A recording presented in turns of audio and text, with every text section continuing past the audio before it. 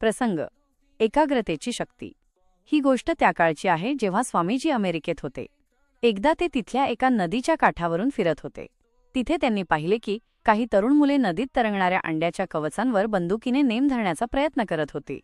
ती मुले खूप वेळापासून प्रयत्न करत होती, पण एकाचाही नेम बरोबर लागत नव्हता. स्वामीजी काही वेळ हे पाहत उभे राहिले. मुलांनी स्वामीजींना पाहिले आणि त्यांच्या वेशभूषेवरून त्यांना वाटले की हे कोणीतरी अनोळखी भारतीय साधू आहेत.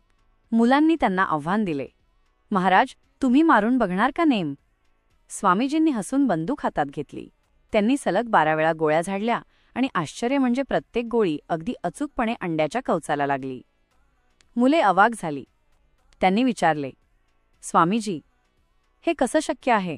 तुम्ही तर कधी बंदूक चालवली नसेल, मग तुमचे सगळे नेम कसे काय बरोबर लागले?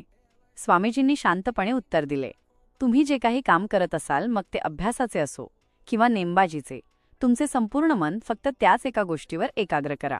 जर तुम्ही मनाला एका जागी स्थिर करायला शिकलात, तर जगात अशी कोणतीही गोष्ट नाही जी तुम्ही साध्य करू शकणार नाही. या गोष्टीतून काय शिकायला मिळते?